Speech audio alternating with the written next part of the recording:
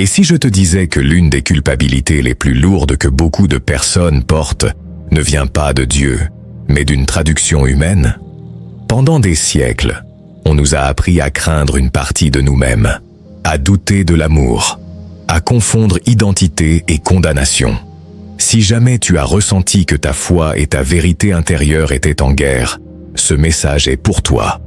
Aujourd'hui, je vais te montrer le secret que la Bible a caché, une sagesse qui libère l'âme et révèle que l'amour n'a jamais été l'erreur. Reste jusqu'à la fin, car la révélation la plus importante n'est pas dans les pages, mais dans ce qui va s'éveiller en toi.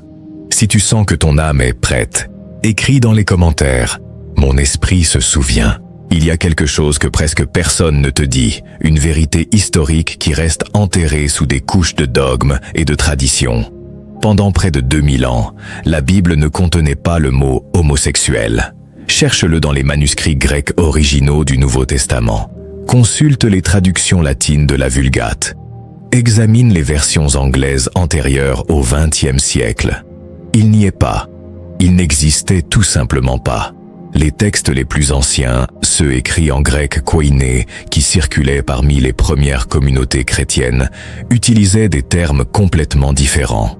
Des mots comme arsenokoitai et malakoi, qui apparaissent dans les lettres de Paul, ont fait l'objet de vives disputes entre les érudits bibliques pendant des décennies. Parce que la réalité inconfortable est celle-ci. Personne ne sait avec une certitude absolue ce que ces termes signifiaient dans le contexte culturel du 1er siècle. Arsenokoitai est un mot composé que Paul a apparemment inventé, combinant arseno qui signifie homme et koitai qui se réfère à des lits ou des couchettes. Mais inventer un mot n'est pas la même chose que de le définir clairement. Les linguistes ont retracé l'utilisation de ce terme dans la littérature grecque ultérieure à la recherche d'indices contextuels. Ils le trouvent dans des listes de péchés économiques, dans des discussions sur l'exploitation sexuelle, dans des contextes qui suggèrent un abus de pouvoir plutôt que des relations consensuelles. Malakoi signifie littéralement doux ou mou. Il était utilisé pour décrire toutes sortes de choses, vêtements luxueux, nourriture décadente, comportement efféminé, manque d'autodiscipline morale. Le traduire par homosexuel dans des versions modernes est un saut interprétatif gigantesque qui en dit plus sur les préjugés des traducteurs que sur le sens original du texte. Les premiers textes parlaient d'abus spécifiques documentés dans l'Empire romain. Ils parlaient de pédophilie, la pratique acceptée où des hommes adultes entretenaient des relations avec des adolescents masculins. Il parlait de prostitution cultuelle dans des temples païens où le sexe était une transaction commerciale ou un rituel religieux. Il parlait d'esclavage sexuel où des personnes étaient réduites à des objets sans capacité de consentir. Il parlait de pouvoir mal utilisé, de hiérarchie où le fort dominait le faible, de personnes devenues des objets de gratification sans considération pour leur humanité ou leur dignité. Ces contextes sont radicalement différents de deux adultes de même sexe qui se choisissent mutuellement dans le respect, l'égalité et l'engagement. Ils ne parlaient pas d'amour entre égaux. Ils ne parlaient pas d'engagement mutuel. Ils ne parlaient pas de relations où les deux parties se respectent et se prennent soin l'une de l'autre. Ils ne parlaient pas de fidélité, de construire une vie ensemble, de s'accompagner dans la maladie et la santé. Parce que ce type de relation homosexuelle basée sur l'égalité et l'amour n'existait tout simplement pas en tant que concept social reconnu dans le monde ancien. Ce n'est qu'en 1946 qu'une décision éditoriale a changé un mot dans la Revised Standard version de la Bible en anglais. Les traducteurs ont décidé d'utiliser pour la première fois le terme homosexuel pour traduire arsenokoitai, pas en se basant sur de nouvelles preuves linguistiques. Pas par une découverte archéologique qui clarifierait le sens, simplement parce que c'était un terme qui résonnait avec les angoisses culturelles de l'époque. Et avec cela, le destin spirituel de millions a été marqué par un choix de traduction que de nombreux érudits considèrent comme profondément erroné. Des familles se sont fragmentées. Des jeunes ont été expulsés de leur communauté. Des personnes ont abandonné leur foi parce qu'elles ne pouvaient pas réconcilier ce qu'elles ressentaient avec ce qu'on leur avait dit que disait la Bible. Des suicides, dépression, Des vies détruites par un mot inséré 1900 ans après que les textes originaux aient été écrits. Ce ne fut pas une révélation divine reçue en prière. Ce ne fut pas le résultat d'une illumination spirituelle. Ce ne fut pas un consensus théologique atteint après un profond discernement. Ce fut un choix humain, pris par un comité de traducteurs opérant dans un contexte culturel spécifique avec ses propres biais et limitations. Le profond mystère que peu de gens prennent le temps de considérer est le suivant. Lorsque qu'un mot entre tard dans un texte sacré, la culpabilité qu'il engendre entre également tard. Si des générations et des générations de chrétiens ont lu ces mêmes passages sans arriver à la conclusion qu'ils condamnaient l'homosexualité telle que nous la comprenons aujourd'hui, que nous dit cela sur la clarté supposée du message. Et cette culpabilité massive qui a dévasté tant de vies n'est jamais venue du ciel. Elle est venue de décisions éditoriales. Elle est venue de traductions influencées par le contexte culturel. Vain d'interprétations qui en disent plus sur les interprètes que sur le texte original. Vain d'institutions religieuses qui avaient besoin d'ennemis externes pour maintenir la cohésion interne. La Bible a été traduite, interprétée et réinterprétée d'innombrables fois au cours de l'histoire. Chaque traduction est un acte d'interprétation où les biais du traducteur influencent inévitablement.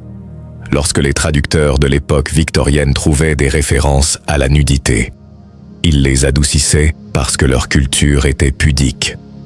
Lorsque des traducteurs du sud des États-Unis traduisaient des passages sur l'esclavage, ils trouvaient des moyens de le justifier parce que leur économie en dépendait. Et lorsque des traducteurs du XXe siècle, opérant dans des sociétés où l'homosexualité était criminalisée et pathologisée, trouvaient des termes ambigus dans des textes anciens, ils les interprétaient à travers le prisme de leurs propres préjugés. Non pas parce qu'ils étaient nécessairement de mauvaises personnes, mais parce que nous sommes tous des produits de notre temps et de notre contexte. Mais voici la question qui change tout. Si Dieu considérait vraiment l'homosexualité comme un péché aussi grave pour condamner des âmes éternellement, pourquoi ne l'a-t-il pas dit clairement et sans ambiguïté? Pourquoi a-t-il laissé la question à des interprétations ambiguës de mots obscurs que personne n'est complètement sûr de savoir comment traduire? Pourquoi Jésus, qui a parlé longuement du mariage, du divorce, de l'adultère et de la moralité sexuelle, n'a jamais mentionné le sujet une seule fois? Le silence de Jésus sur cette question est assourdissant. Il a parlé d'aimer son prochain des dizaines de fois. Il a parlé de ne pas juger. Il a parlé d'inclure les marginalisés. Il a parlé d'hypocrisie religieuse. Mais sur des personnes de même sexe s'aimant, pas un mot. Et ce silence devrait signifier quelque chose pour ceux qui affirment suivre ses enseignements. Ce que Jésus a dit à plusieurs reprises, c'est que nous connaîtrions la vérité par ses fruits. Qu'un bon arbre ne peut pas produire de mauvais fruits, ni un mauvais arbre produire de bons fruits. Alors demande-toi, quels ont été les fruits d'interpréter ces textes comme une condamnation de l'homosexualité? Des familles détruites, des jeunes sans abri, des taux de suicide astronomiques parmi les adolescents LGBT, rejetés par des communautés religieuses, une violence justifiée théologiquement, des thérapies de conversion qui causent un traumatisme psychologique profond. Sont-ce là les fruits d'une doctrine divine? Ou sont-ce les fruits d'une erreur humaine, d'une interprétation erronée, d'une traduction biaisée par un préjugé culturel? La réponse devrait être évidente pour quiconque prêt à regarder honnêtement. Si cela réveille quelque chose en toi, écris. La vérité se révèle. Peut-être connais-tu cette douleur intimement, non pas comme un concept abstrait, mais comme une expérience vécue qui a marqué chaque jour de ton existence. Ou peut-être l'as-tu observé chez quelqu'un de proche, voyant comment la lumière dans ses yeux s'éteint lentement sous le poids d'une culpabilité qui n'aurait jamais dû être la sienne. L'anxiété silencieuse qui s'installe dans la poitrine depuis l'adolescence, lorsque tu commences à réaliser que ce que tu ressens ne correspond pas à ce qu'on t'a appris que tu devrais ressentir. Ce nœud constant qui serre lorsque tu entends des sermons sur le péché et la moralité, sachant qu'ils parlent de toi même s'ils ne te nomment pas directement. L'hypervigilance permanente, surveillant chaque geste, chaque mot, chaque regard, pour t'assurer que personne ne découvre ton secret. La peur de ne pas être accepté qui va plus profondément que la simple inquiétude sociale. C'est une terreur existentielle. C'est savoir que si ta famille, ta communauté, ton église découvre ta vérité, tu pourrais perdre tout ce que tu connais. Des amis de toute une vie qui te voient soudain comme un étranger, des parents qui pleurent comme si tu étais mort, des leaders spirituels qui te disent que tu n'es plus le bienvenu à l'endroit que tu appelais chez toi.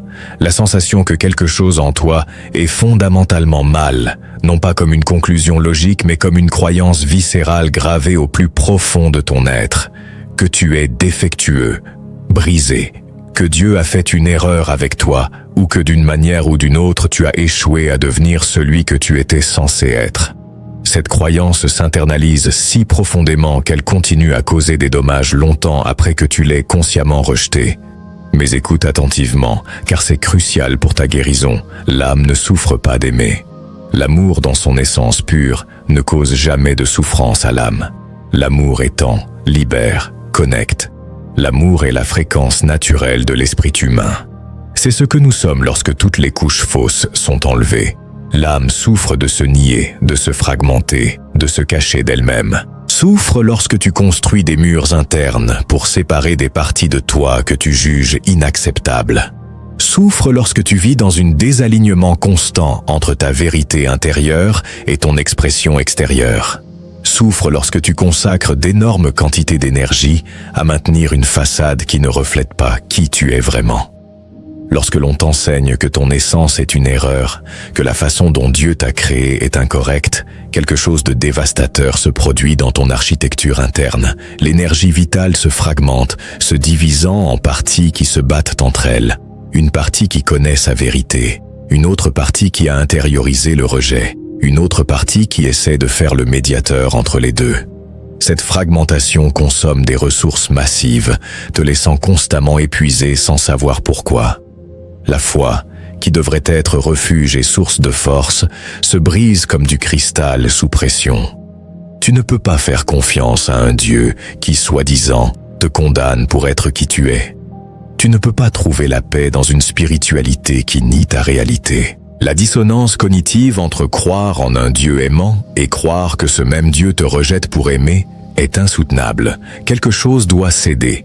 Et l'esprit se cache, se retirant au plus profond de ton être, se protégeant de la douleur, en construisant des couches de déconnexion. Tu deviens moins présent, moins vivant. Tu fonctionnes en automatique, remplissant des rôles, suivant des scénarios, mais sans habiter pleinement ta propre existence. C'est une mort en vie, un exil intérieur où le moi authentique se réfugie pour survivre. Ce n'est pas Dieu qui s'éloigne de toi dans ce processus. C'est le mensonge cruel qu'on t'a raconté. Dieu, la source divine, l'amour universel, ne rejette jamais ses créations. C'est toi qui apprends à te méfier de toi-même, à rejeter des parties de ta propre nature, à t'éloigner de ta propre divinité interne parce qu'on t'a appris que tu n'étais pas digne.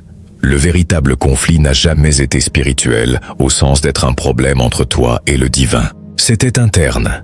Un conflit créé artificiellement entre ton moi authentique et les croyances imposées sur qui tu devrais être. La spiritualité authentique ne crée jamais ce type de guerre intérieure. Les doctrines humaines le font. Ce conflit interne a des conséquences mesurables et dévastatrices. Les taux de dépression chez les personnes LGBT qui grandissent dans des environnements religieux conservateurs sont 2 à 3 fois plus élevés que dans la population générale.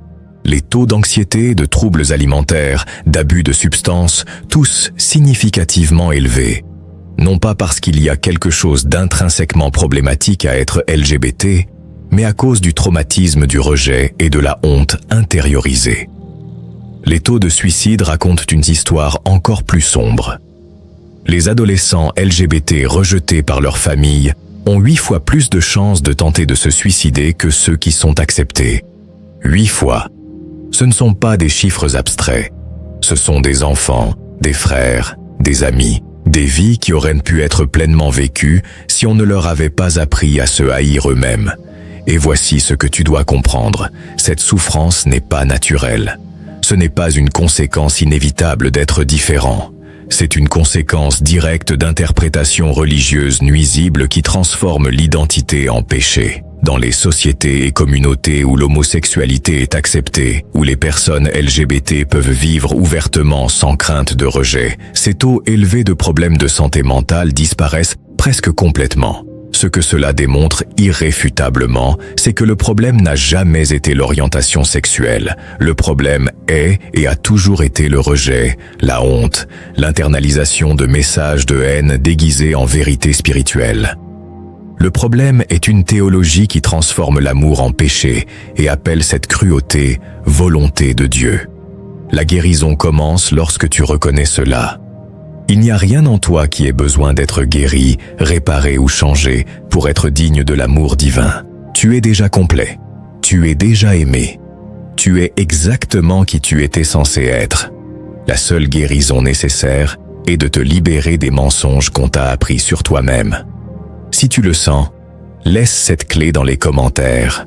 Mon âme mérite la paix. Voici la vérité qui brise des croyances ancrées depuis des siècles. La vérité qui libère ceux qui ont le courage de l'accueillir. La Bible n'a jamais défini la morale par le genre de ceux qui s'aiment. Elle n'a jamais établi que l'orientation du désir était un critère de droiture spirituelle. Ce qu'elle a défini, de manière cohérente tout au long de ces pages, c'est que la morale se mesure par l'amour vécu avec vérité, justice et compassion. Lorsque les textes bibliques parlent de Sodome, l'histoire que des générations ont utilisée pour justifier l'homophobie, ils parlent de quelque chose de radicalement différent de ce que vous avez appris. Lisez le texte complet, pas seulement les extraits sélectionnés. Les hommes de Sodome voulaient violer les visiteurs de Lot, viol de étrangers, viol collectif, violence sexuelle comme arme de domination et d'humiliation.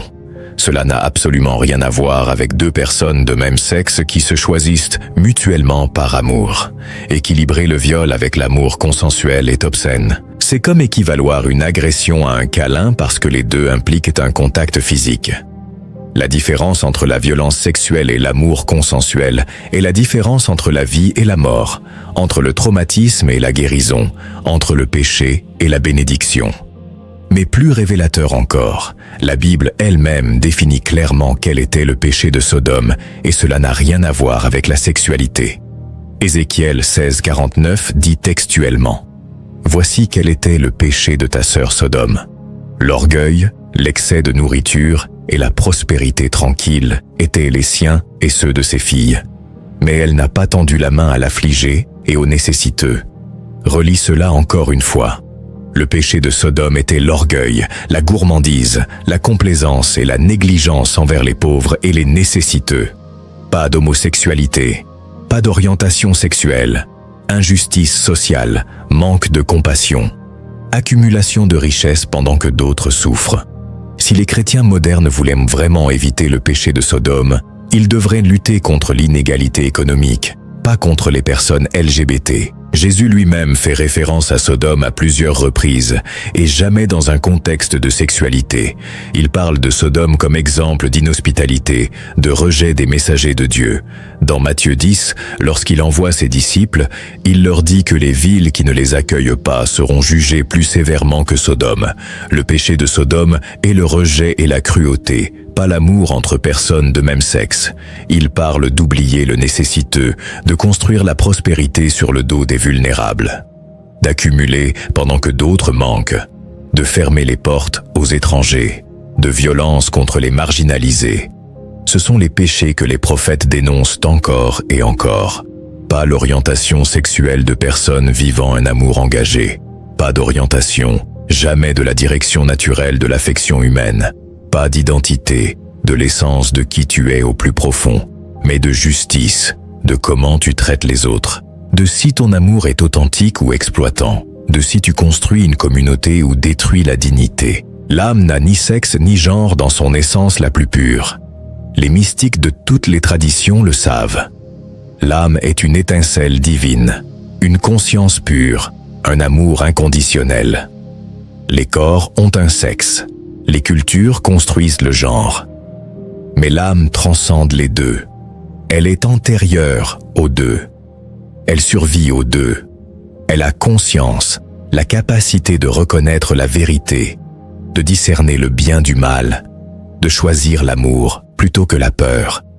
Et cette conscience ne fonctionne pas selon les catégories limitées de nos constructions culturelles sur le genre et la sexualité. Elle opère dans des dimensions plus profondes. Intégrité contre hypocrisie, compassion contre cruauté, libération contre oppression. Et lorsque deux âmes se rencontrent dans le respect mutuel, dans l'honneur réciproque, dans le désir sincère de s'accompagner dans le voyage de la vie, elles ne désobéissent pas à Dieu. Elles ne violent aucun ordre divin. Elles se rappellent cela, manifestant leur nature essentielle qui est l'amour. Ils se rappellent qu'au début, avant que les traditions humaines ne construisent des murs et des catégories, avant que les religions institutionnelles ne créent des hiérarchies de dignité, il n'y avait simplement que l'amour. Un amour sans qualification, un amour sans condition, un amour qui ne demande pas de genre avant de bénir. Cette compréhension n'est pas optionnelle pour votre bien-être spirituel. Ce n'est pas un détail théologique mineur que vous pouvez ignorer. C'est absolument nécessaire pour guérir les blessures que des interprétations erronées ont causées. Tant que vous croyez que votre nature essentielle est le péché, vous vivrez en guerre avec vous-même. Et personne ne peut prospérer spirituellement tant qu'il est en guerre avec lui-même. La Bible, lue dans son contexte historique complet, raconte une histoire d'expansion progressive de l'inclusion. Elle commence avec un Dieu tribal qui appartient uniquement à un peuple. Elle évolue vers un Dieu universel qui aime toute l'humanité. Elle commence avec des lois de pureté rituelle qui excluent. Il se déplace vers un évangile de grâce qui inclut. Dans l'Ancien Testament, les eunuques étaient exclus de la communauté de foi. Deutéronome 23 dit qu'aucun eunuque ne peut entrer dans l'assemblée du Seigneur. Mais dans Ésaïe 56, Dieu renverse cette exclusion, promettant aux eunuques qu'il leur donnera un nom meilleur que fils et filles. Et dans Acte 8, l'un des premiers convertis au christianisme est précisément un eunuque éthiopien. La trajectoire biblique est claire, mouvement constant de l'exclusion vers l'inclusion, du légalisme vers l'amour, du jugement vers la grâce. Chaque fois que l'Église a résisté à ce mouvement, elle a finalement dû se rétracter sur l'esclavage, sur le rôle des femmes, sur les mariages interraciaux.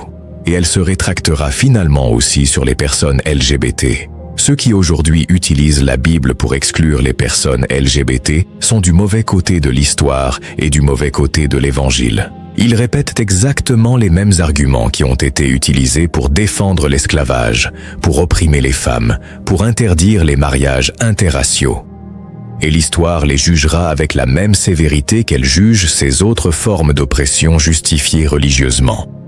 Si cette révélation résonne, écris « L'amour est la loi ». Maintenant, nous allons faire quelque chose de différent. Nous allons nous arrêter de l'analyse intellectuelle et entrer dans l'expérience directe, parce que la véritable guérison ne se produit pas seulement dans l'esprit. Elle se produit lorsque le corps, l'esprit et l'âme s'alignent sur une vérité qu'ils peuvent soutenir ensemble. Ferme les yeux un instant. Si tu es dans un endroit où tu ne peux pas les fermer, adoucis simplement ton regard, en abaissant ton attention vers l'intérieur, au lieu de la maintenir focalisée sur le monde extérieur. C'est un moment pour toi, pas pour les attentes ou les jugements de quiconque. Et écoute, non pas avec tes oreilles, mais avec cette partie de toi qui sait la vérité quand elle la trouve. Écoute avec ton cœur, qui est plus sage que 1000 théologies. Écoute avec ton corps, qui a porté la tension de te nier et sait quand il peut enfin lâcher prise. Concentre votre attention sur le centre de votre poitrine, à l'endroit où réside votre cœur physique, mais aussi ce que les traditions spirituelles appellent le chakra du cœur, votre centre émotionnel et énergétique. Placez votre main sur votre poitrine, si cela vous aide à focaliser votre attention là-bas. Respirez lentement, plus lentement que vous ne respirez normalement. Inspirez en comptant jusqu'à 4. Retenez votre respiration en comptant jusqu'à 4. Expirez en comptant jusqu'à 4. Restez vide en comptant jusqu'à 4. C'est le rythme carré de la respiration, utilisé par les traditions contemplatives depuis des millénaires, car il calme le système nerveux et ouvre des portes intérieures. À chaque cycle de respiration, sentez comment votre poitrine se dilate et se contracte. Notez toute tension qui pourrait y être présente. Ne tentez pas de la changer. Observez-la simplement avec curiosité compatissante. Cette tension vous a protégé, essayant de vous garder en sécurité. Remerciez-la pour son service. Et ensuite, donnez-lui doucement la permission de se relâcher. Imagine une lumière douce émanant du centre de votre poitrine. Pas une lumière brillante et agressive. Une lumière douce comme celle de l'aube. Une lumière qui ne brûle pas, mais qui révèle. Une lumière qui est la vôtre, qui a toujours été là, attendant que vous la remarquiez. Ni masculine ni féminine, cette lumière. Elle n'a pas de genre car elle vient d'une partie de vous qui est antérieure au genre, plus profonde que les catégories que la société utilise pour diviser et classer. C'est simplement la vie, conscience, amour dans son état le plus pur, juste vivante, pulsant avec son propre rythme, s'étendant à chaque inspiration, se stabilisant à chaque expiration. Elle n'a pas besoin que vous lui disiez quoi faire. Elle a juste besoin que vous arrêtiez de la bloquer, que vous arrêtiez de la réprimer, que vous arrêtiez de vous convaincre que vous ne méritez pas de briller. À chaque inspiration, répétez en silence, pas à voix haute mais dans cet espace intérieur où vous parlez avec vous-même. Je suis création, pas erreur. Laissez ces mots pénétrer plus profondément que votre esprit rationnel. Laissez-les arriver à l'endroit où vit la honte et la remplacer par la vérité. Je suis création. J'ai été créé intentionnellement. Je ne suis pas un accident ni une erreur. Je ne suis pas un défaut ni un échec. Je suis une expression unique de la créativité divine. Je suis exactement qui je devais être. Mon existence a un but. Ma présence a de la valeur. Mon amour a de la validité. Pas d'erreur. Cette partie est cruciale. Il n'y a rien en toi qui ait besoin d'être corrigé pour que tu mérites d'exister. Il n'y a rien que tu doives changer pour être digne d'amour. Il n'y a rien de mal dans ta nature essentielle. Les erreurs que l'on t'a appris à voir ne sont pas des erreurs. Ce sont des caractéristiques. Elles font partie de ton design unique. À chaque expiration, lâche prise et répète. Je me permets d'aimer en vérité. Sens comment, en expirant, tu libères tout ce qui ne te sert pas. Jugements intériorisés, honte apprise, peur d'être qui tu es. Tout sort avec l'expiration comme de la fumée se dissipant dans l'air. Je me permets. C'est donner la permission, l'autorisation à soi-même. Ne pas attendre que les autres te donnent la permission. Ne pas demander d'approbation extérieure. Reprendre ton propre pouvoir et déclarer « Je décide. J'autorise ma propre vie. Je me donne la permission d'exister pleinement. » Aimer. Ne pas seulement ressentir de l'affection en privé. Aimer ouvertement. Aimer sans se cacher. Aimer sans excuse. Aimer avec la totalité de ton être. Car l'amour n'est pas un péché. Jamais il ne l'a été. Jamais il ne le sera. L'amour est ce qui se rapproche le plus de ce que les humains peuvent expérimenter directement du divin. En vérité, pas dans le mensonge, pas dans une façade, pas dans une version éditée de soi-même. En vérité complète, totale, sans filtre. Aimer depuis ton authenticité, pas depuis qui tu fais semblant d'être pour maintenir les autres à l'aise. Car seul l'amour vécu dans la vérité a un pouvoir transformateur. L'amour vécu dans le mensonge ne crée que plus de fragmentation. Continue avec ce schéma pendant au moins 10 respirations. Inspire. Je suis création, pas erreur. Expire. Je me permets d'aimer en vérité. Laisse le rythme devenir naturel. Laisse les mots devenir sensation plutôt que pensée. Laisse l'expérience te transformer à des niveaux plus profonds que l'intellect. Sens comment le poids se relâche. Cette pression constante dans ta poitrine que tu as portée si longtemps que tu as oublié qu'elle n'était pas une partie normale de l'existence. Ce nœud dans ta gorge qui rendait difficile de parler ta vérité. Cette tension dans tes épaules de porter une honte qui n'a jamais été la tienne. Tout commence à se relâcher. Cela ne disparaît pas nécessairement complètement en une seule séance. La guérison profonde est un processus, pas un événement unique. Mais remarque même le relâchement partiel. Remarque qu'il est possible de lâcher prise, ne serait-ce qu'un peu. C'est la preuve que la guérison est réelle, que tu peux te déplacer d'où tu étais coincé. comment la honte ne peut pas habiter là où il y a une pleine conscience et de la compassion. La honte nécessite l'obscurité pour survivre. Elle exige que tu ne regardes pas directement. Elle exige que tu te caches de toi-même. Mais quand tu apportes la lumière de la conscience aimante dans cet espace de honte, quand tu regardes directement avec compassion au lieu de jugement, la honte ne peut tout simplement pas se maintenir. Elle se dissipe comme la brume sous le soleil, non pas parce que tu la forces à partir, non pas parce que tu te bats contre elle, mais parce que la lumière et l'obscurité ne peuvent pas occuper le même espace simultanément. Là où il y a une présence consciente et aimante, la honte inconsciente s'estompe naturellement. Ce n'est pas un rituel nouveau que quelqu'un a récemment inventé. C'est un ancien, aussi ancien que la conscience humaine elle-même. C'est le rituel de se rappeler qui tu es sous toutes les couches de conditionnement social. C'est le rituel de revenir à ton essence après t'être perdu dans des rôles et des attentes. Se rappeler qui tu es avant qu'on te dise qui tu devrais être. Avant que tu n'intériorises la honte, avant que tu n'apprennes à te cacher, avant que tu ne fragmentes ton énergie en essayant d'être acceptable. Retourner à cette innocence originelle où tu étais simplement, sans avoir besoin de justifier ou d'expliquer ton existence. Ce rituel d'auto-reconnaissance ne nécessite pas d'autorité externe. Tu n'as pas besoin de prêtre pour le valider.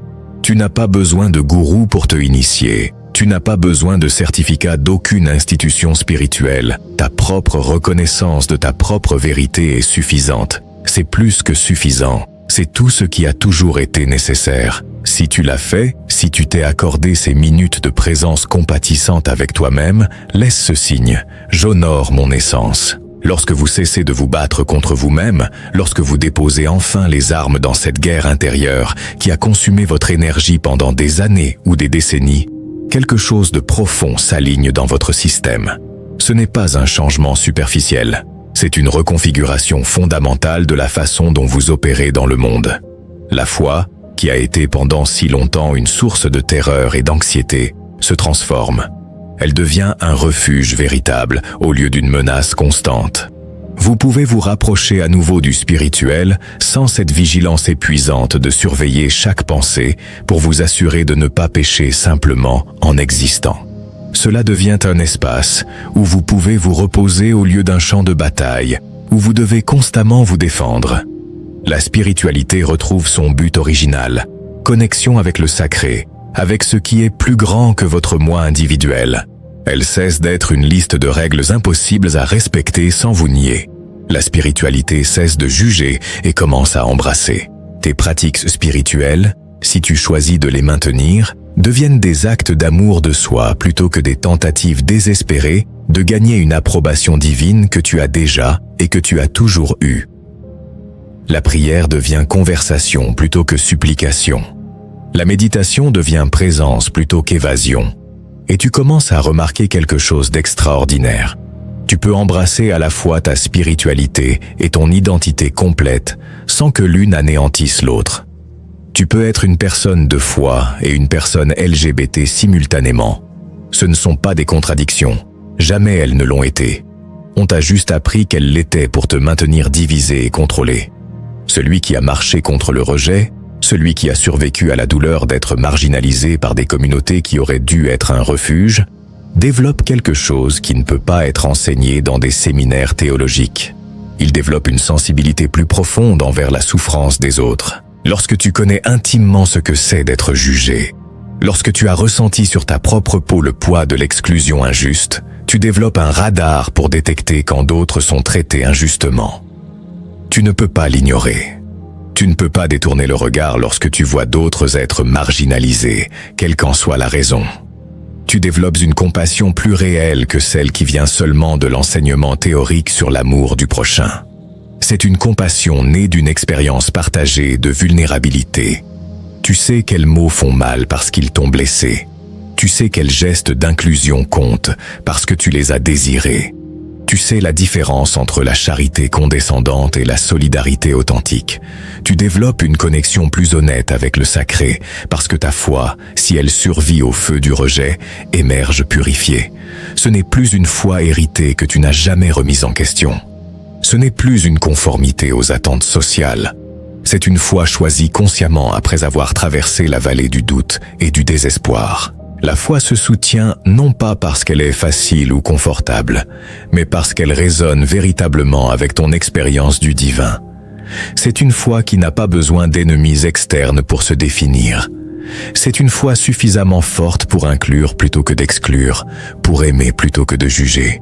Ce n'est pas une faiblesse comme on te l'a dit. La douleur n'est pas une faiblesse. La vulnérabilité n'est pas une faiblesse. Être différent n'est pas une déficience. Le rejet auquel tu as fait face et que tu as survécu t'a rendu plus fort de manière que ceux qui n'ont jamais été éprouvés ne peuvent comprendre. C'est une initiation à des mystères plus profonds. Dans toutes les traditions spirituelles authentiques, l'initiation nécessite mort et renaissance. Mort de qui tu étais, renaissance en qui tu es destiné à être. Cette mort symbolique que d'autres expérimentent dans des rituels contrôlés, tu l'as vécue de manière réelle et brute. Tu es mort à la version de toi qui essayait de se conformer. Tu es né à ta véritable authenticité. Ce processus est initiatique. Cela t'a conduit à des profondeurs d'autoconnaissance que beaucoup n'atteignent jamais. Cela t'a forcé à remettre en question tout, à examiner chaque croyance, à décider consciemment ce qui est vrai pour toi par rapport à ce qui t'a été imposé. Accepter ta vérité ne t'éloigne pas de Dieu. C'est le mensonge le plus cruel que les institutions religieuses ont perpétué. La vérité exactement opposée est la réalité. Accepter ta vérité te rapproche du divin, car cela te rapproche de ton essence authentique. Et ton essence authentique est là où réside l'étincelle divine. Cela te rapproche du divin sans masque, sans falsehood, sans la distance qui se crée lorsque tu présentes une version éditée de toi-même en pensant que ton vrai moi n'est pas assez bon. Dieu, le divin, l'univers, peu importe comment tu nommes cette force, n'a pas besoin que tu prétendes être qui tu n'es pas. Il a besoin que tu sois exactement qui tu es avec une authenticité totale, car c'est seulement depuis l'authenticité que tu peux accomplir ton but unique. En étant complètement toi-même, tu peux faire la contribution que seul toi peux faire. Le monde n'a pas besoin d'une autre copie de quelqu'un d'autre. Il a besoin de ton expression unique de l'humanité et de la divinité entrelacée. Beaucoup de personnes LGBT qui ont fait ce voyage d'auto-acceptation rapportent que leur vie spirituelle s'approfondit de manière exponentielle. Elles expérimentent une connexion avec le divin plus directe que jamais auparavant. Elles ont des expériences mystiques, des moments de grâce, des rencontres avec le sacré qui transforment leur compréhension complète de la réalité. Ce n'est pas un accident. Lorsque tu vis dans l'authenticité, lorsque tu alignes ton intérieur avec ton extérieur, lorsque tu cesses de te fragmenter, tu deviens un canal plus clair pour le divin. L'énergie que tu utilisais auparavant pour te cacher est maintenant disponible pour une connexion spirituelle profonde.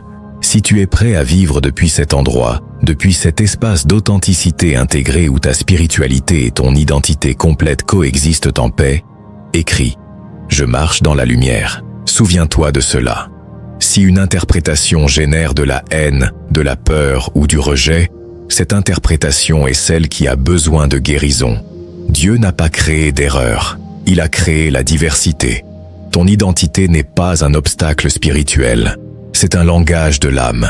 Ce canal existe pour ceux qui s'éveillent, pour ceux qui n'acceptent plus les culpabilités héritées, pour les âmes qui choisissent la vérité plutôt que la peur. Scelle cet apprentissage avec cette phrase intérieure.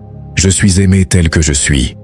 Si tu sens que tu appartiens à une communauté d'âmes qui se souviennent, qui guérissent et qui s'éveillent, c'est ta place. Ne éteins pas ta lumière. Le secret n'est plus caché.